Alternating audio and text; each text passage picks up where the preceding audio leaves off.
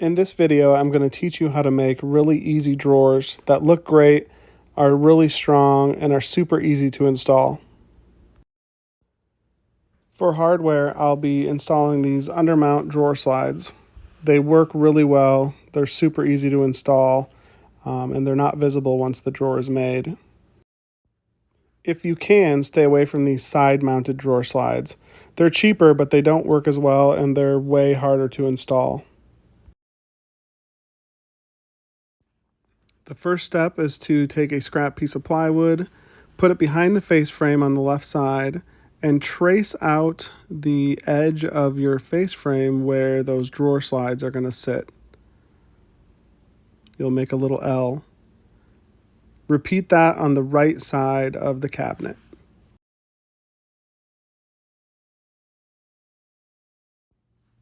Now measure over 3/8 of an inch from the vertical line and put a mark.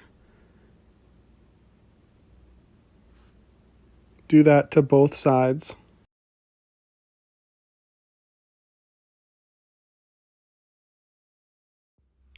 Your drawer slides will come with these little brackets that hold the slide to the back of the cabinet. Attach your brackets to this board. The bottom of the bracket will go along that horizontal line, and the side of the bracket will go on that new line that you made that was 3/8 inch over. Once all of your brackets are attached to these boards, you can install them in the back of the cabinet. Doing it this way ensures those brackets are in the perfect spot to make the drawer slides parallel with each other and level with the cabinet.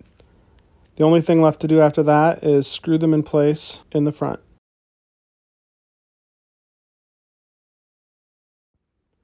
Now to start making the drawers, we need to take two measurements. The first measurement will be from the outside of one drawer slide to the outside of the other drawer slide. Mine happens to be 23.5 inches. The second measurement is the height of the opening you have for your drawers. My opening was roughly 8 inches, so I'm making my drawers 7 inches tall. Here I'm cutting 7-inch strips using my track saw, and then for the last strip I'm going to cut that on my table saw. Now that we have our strips of plywood, we need to start cutting them to length. Each drawer needs 4 sides, and since we're using 18-inch drawer slides, 2 of those sides will be 18 inches. The other 2 sides will be 23.5 inches, which is the measurement we took when we pulled out the drawer slides previously.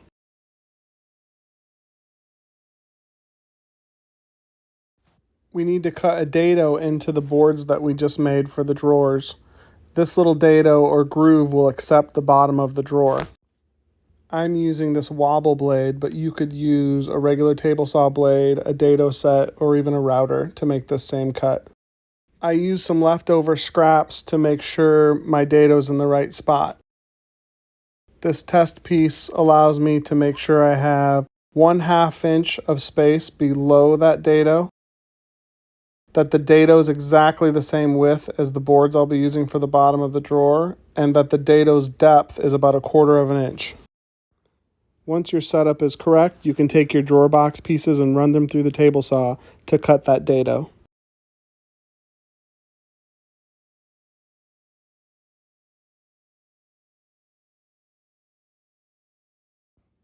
For undermount drawer slides, we need to cut a little notch off the back of the drawer to allow the slides to fit through.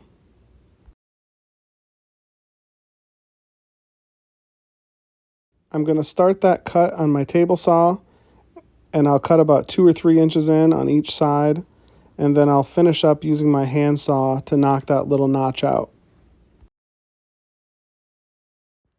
To get the measurements for the bottom of the drawer, I mock up the drawer sides using a clamp, making sure the front and back are on the inside of the side pieces. From there, I take the internal measurements and add 1/2 inch, and that will be the size you need to cut the bottom of your drawer. With the bottom of the drawer cut the size, you can take your front and back pieces of the drawer and put pocket holes on the outside of them. Make sure you are not adding pocket holes to the inside of the drawer where that groove is. Remember, only the front and back need pocket holes. The side pieces do not require any. These pocket holes will be hidden by the drawer front and will not be seen when it's completed.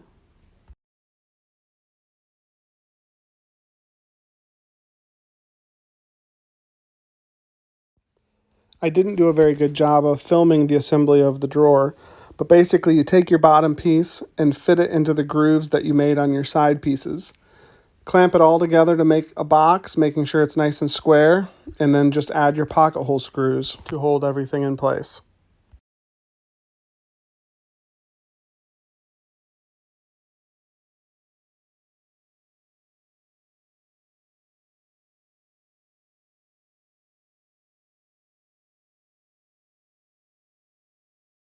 When the drawer is fully assembled, you should see the pocket holes in the front and the back, and you shouldn't see any pocket holes on the side.